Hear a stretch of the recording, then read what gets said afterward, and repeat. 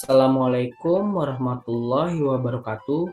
Salam, Om Swastiastu, Namo Buddhaya, salam kebajikan untuk kita semua. Perkenalkan, nama saya Dimas Chandra dengan NIM 205210239. Dalam video kali ini, saya akan membahas mengenai hukum pidana dengan dosen pengampu, yaitu Dr. Heri Firmansyah, SH, MHum, MPA di kelas hukum pidana kelas C. Selamat menonton. Oke, baik. Sebelumnya materi yang saya akan ambil itu adalah materi yang penting-penting, yaitu poin dalam hukum pidana dan ajaran kausalitas. Selanjutnya kita akan membahas definisi ilmu hukum pidana. Definisi ilmu hukum pidana itu sendiri ada definisi dalam artian sempit dan ada definisi dalam artian luas. Dalam artian sempit itu bagian dari ilmu hukum yang pada dasarnya mempelajari dan menjelaskan perihal hukum pidana yang berlaku di suatu negara atau ius constitutum.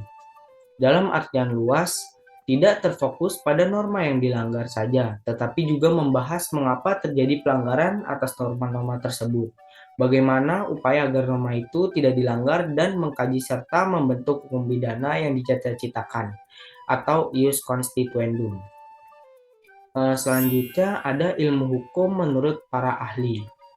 Ilmu hukum pidana menurut para ahli. Saya ambil dari artikel Bapak Wirjono Projodikoro.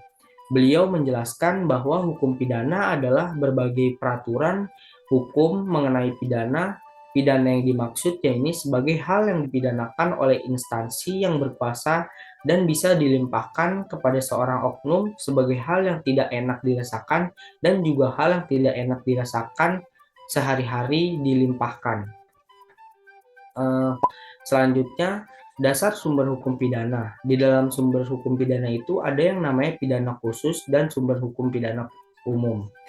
Sumber hukum pidana umum itu menjelaskan bahwa tindak pidana yang diatur dalam KUHP dan merupakan perbuatan-perbuatan yang bersifat umum, di mana sumber hukumnya bermuara pada KUHP sebagai sumber hukum material dan KUHP sebagai sumber hukum formil.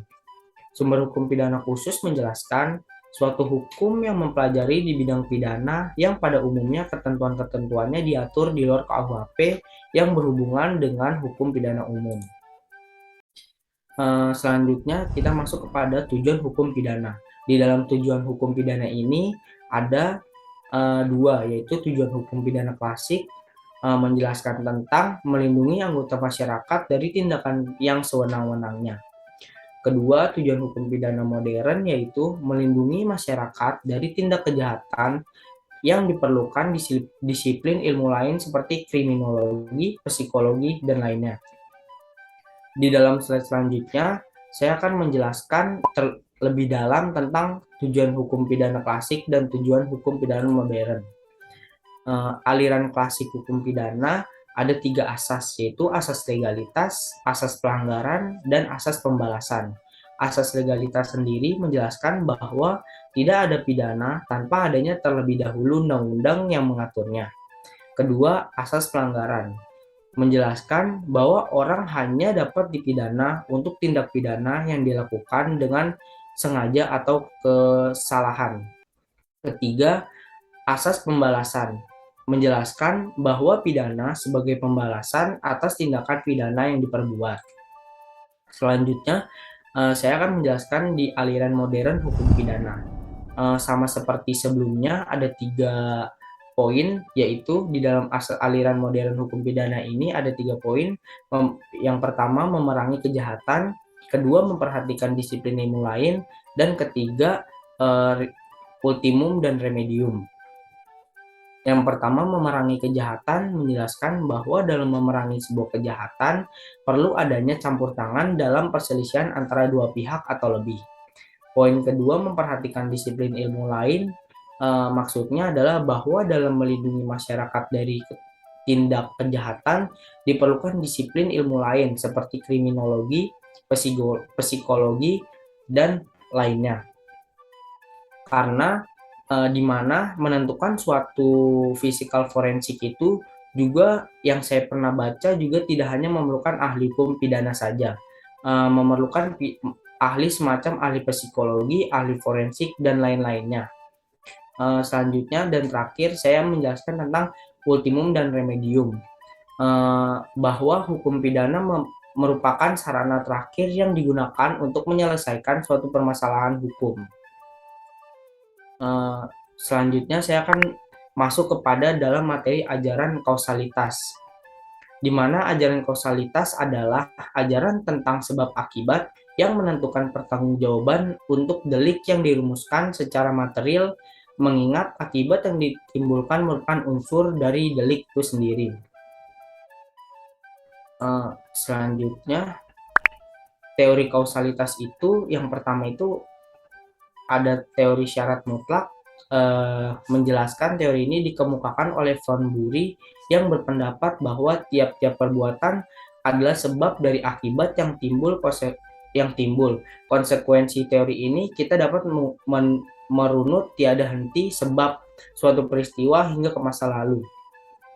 Inti dari kausalitas Von Bury adalah ada dua, yaitu pertama, tiap perbuatan yang merupakan syarat dari suatu akibat yang terjadi harus dipandang sebagai sebab dari akibat itu. Yang kedua, syarat dari akibat adalah jika perbuatan itu ditiadakan, maka tidak akan timbul akibat. Yang kedua itu ada teori mengindividualisir. Dalam teori ini dijelaskan, teori ini mengadakan pembatasan antara syarat dengan sebab secara pandangan khusus, yaitu secara konkret, mengenai perkara tertentu saja. Peristiwa pidana dilihat secara in concreto atau post factum. Di sini hal yang khusus diatur menurut pandangan individual, yaitu hanya ada satu syarat sebagai musabab timbulnya akibat. Selanjutnya ke teori ketiga, yaitu teori menggeneralisir. Dalam teori ini dijelaskan, teori ini dalam mencari sebab dari rangkaian faktor yang berpengaruh atau berhubungan dengan timbulnya akibat adalah dengan melihat dan menilai pada faktor mana yang secara wajar dan menurut akal serta pengalaman pada umumnya dapat menimbulkan suatu akibat. Dan terakhir ada teori relevansi. Menurut teori ini, bahwa dalam menentukan hubungan sebab akibat tidak mengadakan perbedaan antara syarat dengan sebab seperti teori yang menggeneralisir dan teori yang mengindividualisir, melainkan dimulai dengan menafsirkan rumusan tindak pidana yang memuat akibat yang dilarang itu dicoba menemukan perbuatan manakah kiranya yang dimaksud pada waktu undang-undang itu dibuat. Kita masuk kepada teori-teori yang muncul setelah Von Bury. Ada 4 juga. Yang pertama itu teori subjektif. Menurut teori ini, teori subjektif yang harus dianggap sebagai sebab adalah apa yang oleh si pelaku dapat diketahui bahwa pada umumnya atau perbuatan semacam itu dapat menimbulkan akibat. Sebagai contohnya, A memukul si B pada perutnya, lalu B itu meninggal, dan ternyata si B itu mempunyai penyakit riwayat malaria. Pertanyaannya, dapatkah perbuatan si A itu dianggap sebagai penyebab? Jawabannya, menurut teori ini adalah seandainya A tahu tentang penyakit si B, maka perbuatan itu harus dianggap sebab. Tetapi sebaliknya, jika A tidak tahu, tidaklah dianggap sebagai sebab karena meninju tidak seimbang dengan akibat mati. Kedua, ada teori objektif. Menurut teori ini, untuk menentukan apakah suatu perbuatan itu dapat dianggap sebagai sebab timbulnya akibat atau tidak, harus dilihat apakah perbuatan itu diketahui atau pada umumnya diketahuinya bahwa perbuatan itu dapat menimbulkan akibat seperti itu.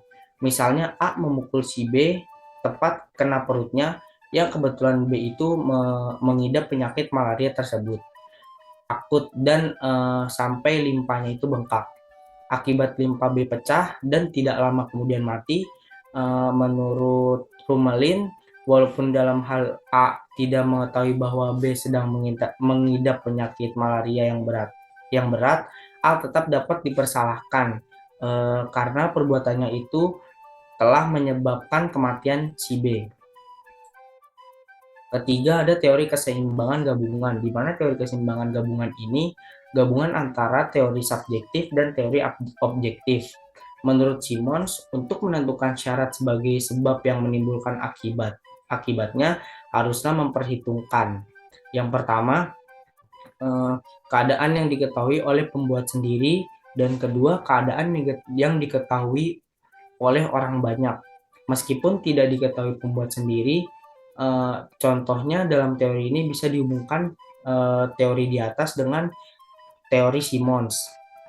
Haruslah diperhitungkan apakah A mengetahui bahwa B sedang mengidap penyakit malaria berat, dan apakah orang banyak mengetahui bahwa B sedang mengidap penyakit malaria itu. Misalnya B badannya kurus, mukanya pucat, tetapi perutnya besar. Selanjutnya, terakhir adalah teori relevansi, di mana teori ini dimulai dengan menginterpretasikan rumusan delik yang bersangkutan. Jika pada teori yang menggeneralisir dan yang mengindividualisir, pernyataannya adalah adakah kelakuan yang menjadi sebab dari akibat yang dilarang, maka pada teori relevan pertanyaannya adalah pada waktu pembuatan undang-undang menentukan rumusan delik itu, perbuatan-perbuatan manakah yang dibayangkan olehnya dapat menimbulkan akibat yang dilarang. Ya, terima kasih sudah menonton video dari saya. Demikian juga pemaparan materi dari saya. Jika ada kesalahan kata atau penulisan, mohon dimaafkan. Wassalamualaikum warahmatullahi wabarakatuh. Om Santi Santi Om.